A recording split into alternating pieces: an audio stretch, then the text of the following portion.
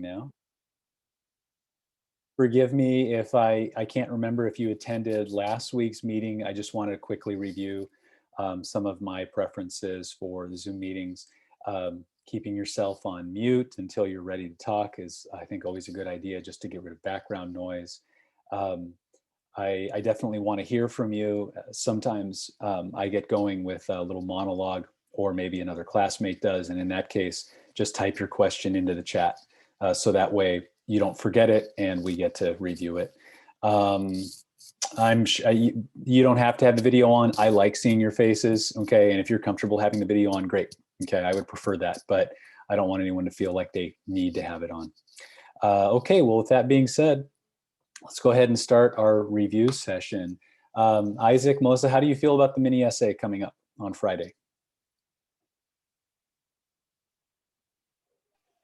A little nervous. A little nervous about it. Okay. What is it that you're nervous about?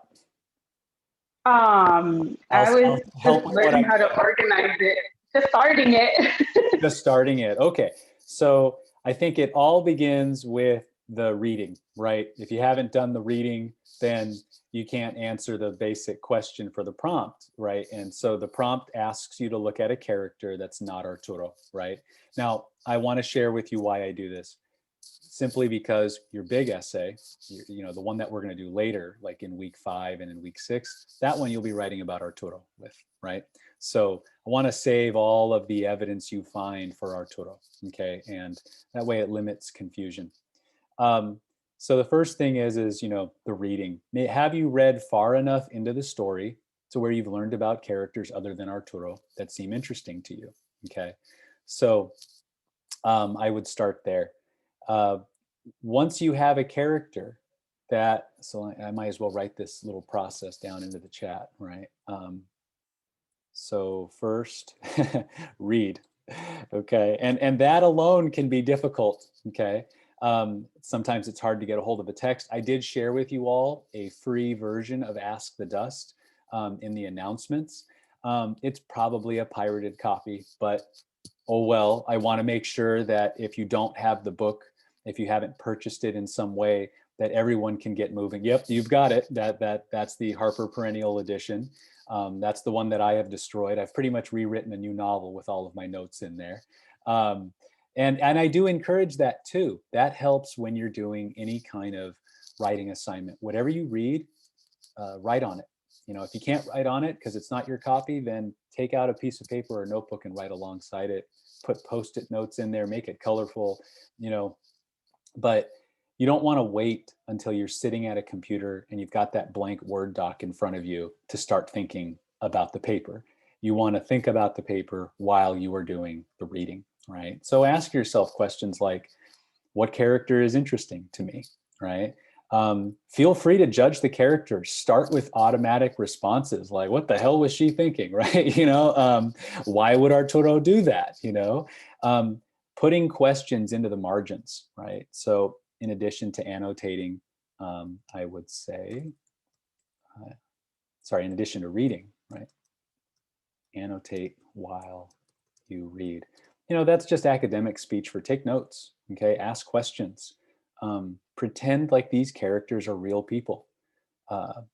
Don't accept what they do as normal or taken for granted, you know, and check in with yourself. How would you respond in this situation? How do you think most people would respond?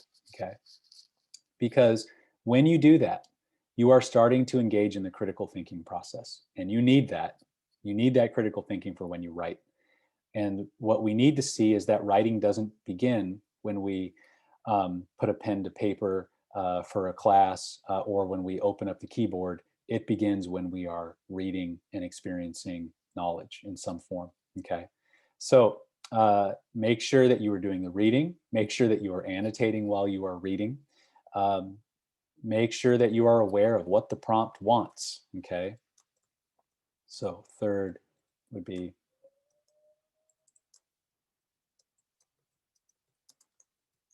read the prompt critically. Okay. So what is the prompt asking for? To put it simply, help us understand one character that's not Arturo. Okay. teach us one thing about this one character, okay? You will not be able to do a full study of this character in one paragraph. I don't expect that, and I want you to know. So manage your expectations while you are writing this, all right? Remember that last week's lecture about making a point in a paragraph is making 1 point in a paragraph, not making a million points in a paragraph, okay? If you notice you keep using the word and in your topic sentence claims, you got to cut it down, okay? You're starting to put together multiple ideas that you'll have to prove. So I hope by the end of this semester, you start to see how much control you have over writing because you set the terms of the information that's being shared when you write a topic sentence, okay? If we were to make a claim like Arturo is crazy, okay, that's one thing that you would have to prove. Now, there are many reasons why that claim needs to be improved, but still, that's one thing as opposed to saying something like Arturo is crazy and he's an ambitious writer. Okay, now you've got two different claims there, okay? Don't do that to yourself because now you've got more work to do. You have to not only prove that he's crazy, but you got to also prove that he's ambitious, okay? This brings us to the next thing, okay, which would be select the character, okay?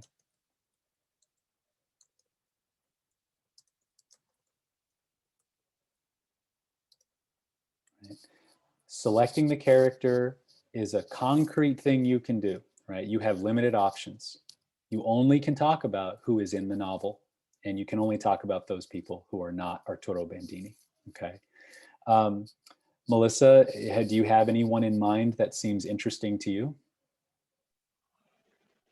So far, Camila. Okay, that's great. She's an excellent option. Isaac, how about yourself? Is there anyone that you're interested in? For me, I think I was choosing Frederick because he wasn't that much prominent like in the beginning for me. Frederick. Help me with Frederick. I'm not remembering Frederick. He was the former soldier who in chapter 4 was helping Azar's to help him steal milk. Oh, Helfric. Yeah, Yes. Helfric. Helfric, yes. He's another excellent character. He is very quirky, you know, and yeah. So Camilla and Helfric are great examples because they are supporting characters, right? They're not the main character, Arturo. I would not call Camilla a minor character. She is certainly a major character in the story. I would call Helfric a minor character, okay?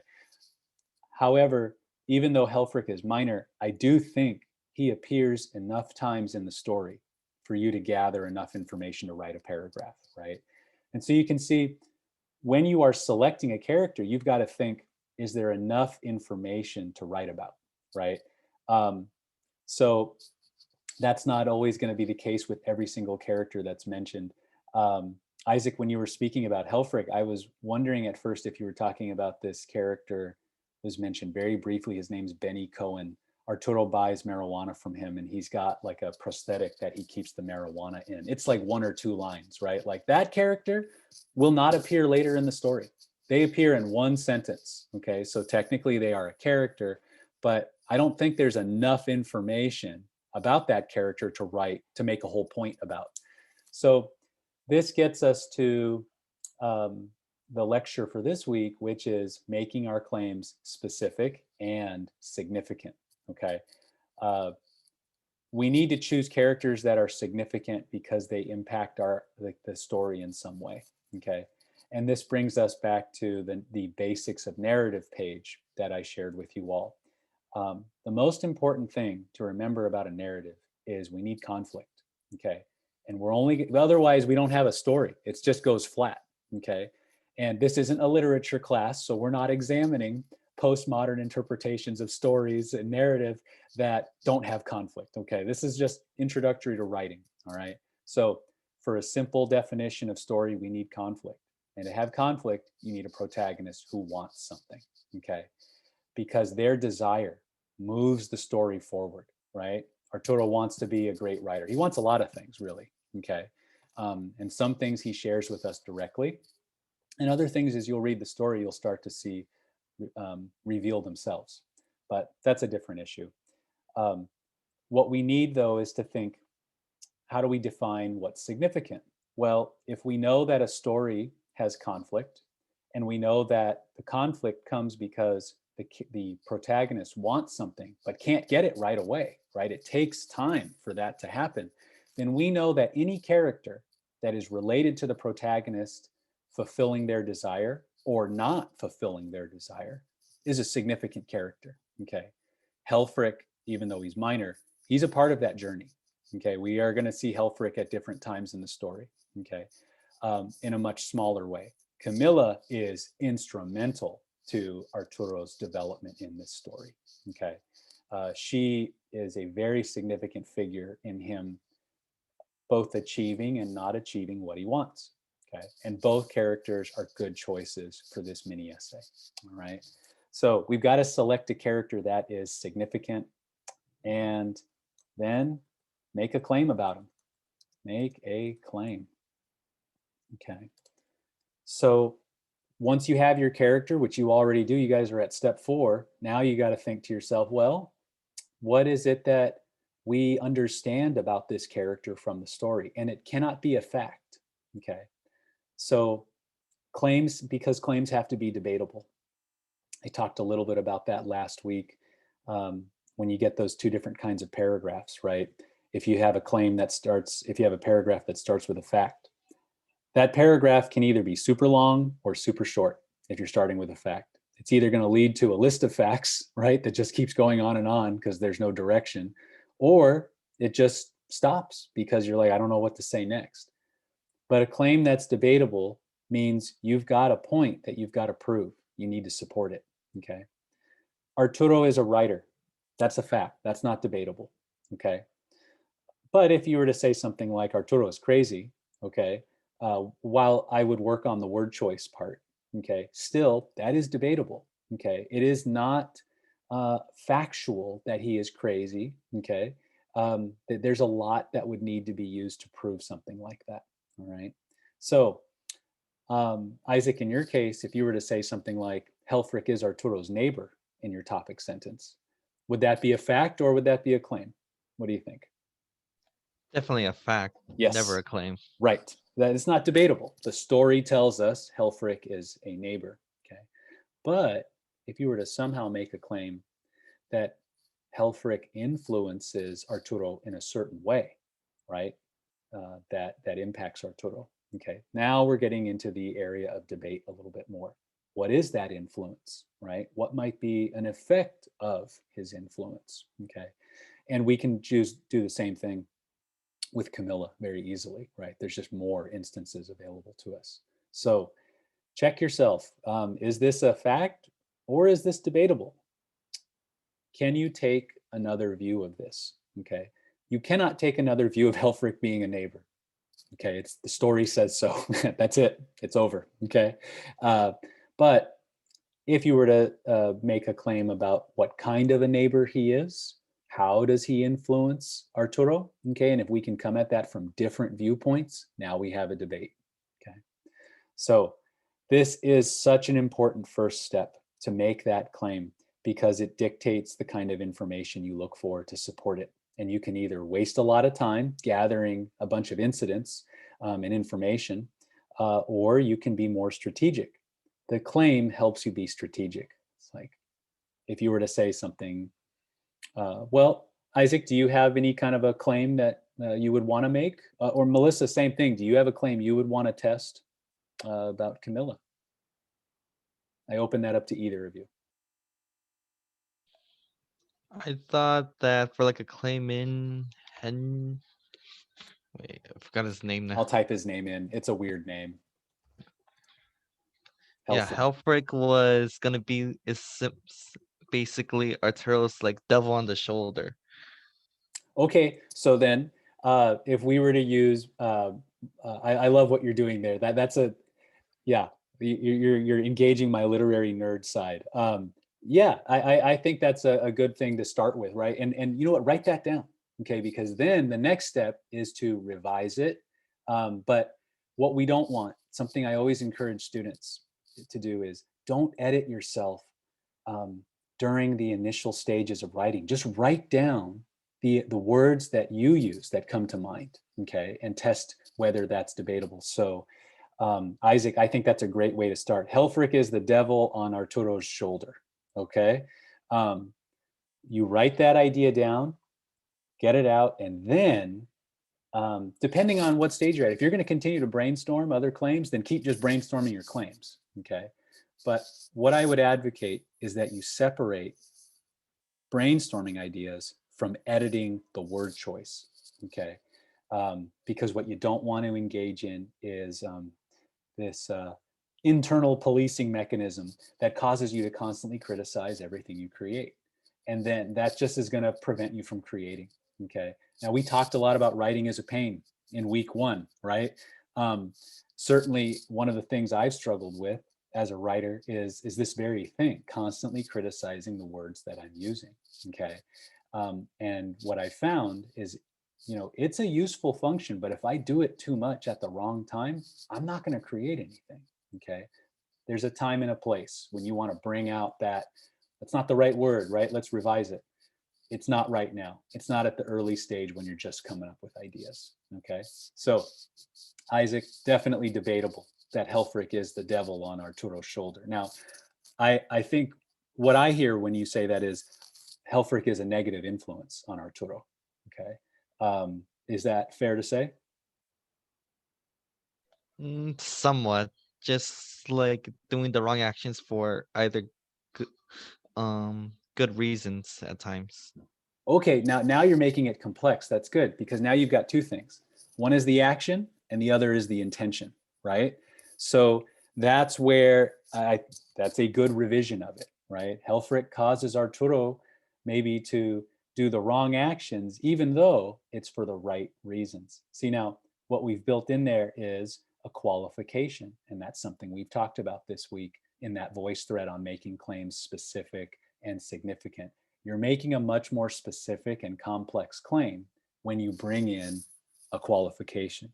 You're acknowledging that even though Arturo is doing something wrong, he's doing it for the right reason, okay? Now, you have a choice here. You can stick to that and write a whole paragraph about that, okay? Or you can separate it and do it. I'm just going to write about Arturo does the wrong thing because Helfrich influences him to do it. That's what this paragraph's about. If I were writing a fuller paper, then the next paragraph would be, but he does it for the right reasons, right? The intentions are there, okay? So you can even kind of see sometimes when you acknowledge a qualification, that can be like a claim too, okay? Most important thing is you're being specific, you've got something significant, and it's debatable, okay? So that checks all the boxes for me, all right? That's a good claim, all right? Melissa, is there one you want to test out? No pressure. I'm still with Camila. She's crazy. Okay, fine. Camilla is crazy, right? That's a claim, okay? Yeah, you know, as you'll read the story more and more, you see how that notion develops, but that is a debatable claim, okay? Now, your goal would be to make that claim, especially the word crazy, less abstract and more specific. So in the voice thread this week, I talk about specific language and I introduced the abstraction ladder, right? And there are 4 levels of abstraction, okay? We've got things that are broad concepts that refer to many things, okay, high up on the abstraction ladder. And then we have specific examples and proper nouns, right, groups of things that are named at the lower end, right? So let's say you had training in psychology and you were a clinical psychologist. You probably could identify, okay, if this is assuming that Camilla does have some kind of a pathology, right? You could probably identify it, right? Well, you know, she has some form of bipolar, right? Or, you know, she exhibits signs of depression, right? That's much more specific. And when we use the word crazy in English, there's a variety of things that we mean. Sometimes we're just emphasizing how hard the person is to live with. You know, like my wife says that to me all the time. You drive me crazy. And you're crazy for driving me crazy, right? Now, I know she doesn't literally mean that I need, you know, therapy or medication. I don't know, maybe sometimes she does. But, you know, nonetheless, you get my point, right? So sometimes we're just being figurative and colloquial, and that's kind of broad, right? But when we're doing academic writing, we've got to be as specific as we can be, okay? Right now, though, you've got a good start. So what I would do is start with that claim. All right, Camilla is crazy. That's where I'm at the beginning of it, okay? And you know you'll revise it later. So then the next step is look for support, okay?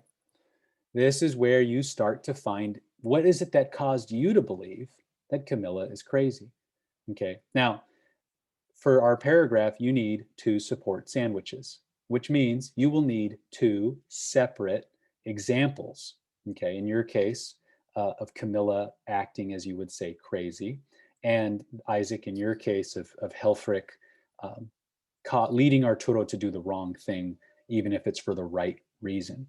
You just need 2 examples, okay? So that's the next big step. Look for those examples. You will need to present them as quotes when you do the writing, okay? This is, by the way, all of these steps that we've talked about, these 6 steps so far, this is all pre-writing, right? You're doing all of this as you are reading. You're doing this in your notes. And, you know, one of the things that students talked about in Writing is a Pain, that discussion board that we did first, how hard it is to stare at that blank screen, how hard it is to get started, right? Well, recognize that you're actually getting started as soon as you open the book and you start reading, right? And you're taking those notes. That might help, okay? So we're already writing the paper as we're doing this. When you have that claim, that helps you focus what to look for. If you didn't have a claim, you might just keep rereading the same sections of the book over and over. You might just be listing a bunch of quotes that you thought sounded interesting or important. But what this does is this helps us cut our work a little bit down, okay? So you would filter all of your memory of Camilla for things that you thought were crazy, okay? Now, that might then lead you to revise your claim. You might have 2 very good examples of what you thought were crazy, okay, that led you to find them, and they might help you make things more specific, okay? Or they might just reinforce what you thought initially. Nonetheless, you've got your 2 examples, okay? I would go through this process of thinking through those examples and how they help me shape the claim that I'm making, okay? So there's a lot of alternating, right? You make a claim, we find support, we evaluate the support, then we reevaluate the claim. We want to make sure there's a clear, direct relationship between the claim we make and the support we provide, okay? Only claim what you support, okay? What you can support, okay? And only find support that's directly relevant to what you are claiming, okay? It's your paragraph though, so you change the language of the claim to fit that support, or you remove the support that you found. I'm like, oh, this isn't really supporting that she's crazy, but I know that she is, and I think it's important to say for some reason, okay? So you got to go find something different, all right? But those are your 2 variables, okay? Claim and support. You got to make them match, all right? And that's how I evaluate the argumentative part of your paper, okay? As far as the writing goes, you know, that's where you need to do the support sandwich. You've got to remind me, well, where did this come from in the book? That's context, okay? You need to use MLA format when you incorporate the quote, signal phrase, right? Camilla says, okay, I can't think of what Camilla would say at the moment, you know, or we could say something like Arturo wrote a note to my Mayan princess, right? He says something like that to her. And then you put in parentheses the page number that you found it on, okay? Then you follow that up with analysis, all right? If you find your 2 examples and you have a quote that embodies each example, you've done that. That's the work for this first assignment. Everything else is just follow the steps, right? You got your topic, sentence, claim. You give me your reason. All right, why do you think Camilla's crazy? Because she attacks Arturo for no reason. Okay, that's a reason, right? Then you move into your support sandwiches, right? And you know you need 3 things for each bit of support. Context, quote, analysis. Context, quote, analysis. You're done, okay? If you can find 2 bits of support, you have provided sufficient support for my standards, okay? Oftentimes, you know, that ends up being a B or better, all right? If you can make a claim that has 2 support sandwiches, you've probably written and you followed the steps, you have all those elements, it's probably a B or better, okay? I will have to end our session in the next minute or 2. So I do think we've made I'm really happy with the questions you've asked. I feel like we've got some really good examples here. Before I close out, any other questions that you have?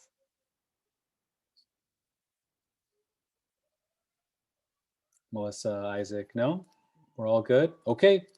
Well then, I will end our session. I will then post the video that I have, and I will add captions as soon as I can to it, okay? Of course, if you do have a question later in the day or tomorrow, just email me, all right? Last thing I will note, you will see 2 links for this one assignment. There will be and they will both be in the Canvas module for week 3. All right, you haven't seen them yet, okay? One link will say mini essay 1, turn it in link, okay? You select that and you'll upload your essay there. That's just for the turn it in portion of it. Then you'll see another link right below it that will say mini essay 1 graded rubric link, okay? And that's the assignment that I actually grade, okay? Same file, both links, okay? That it's not 2 assignments, they're not separate, it's the same thing. I just use 2 different, my process involves those 2 steps, okay? So look for that announcement, look for those links, they will be available by tomorrow morning, all right? Remember, you can turn things in late and you can redo, all right? So look at my syllabus policy, I have that written in the syllabus module, okay? I do encourage you though to get it done this week as much as you can, because what we don't want is for things to snowball, okay? All right, Melissa, Isaac, thank you for your time. I appreciate it. And yeah, we'll follow up and see how things go. All right, take care. Thank you. Bye-bye.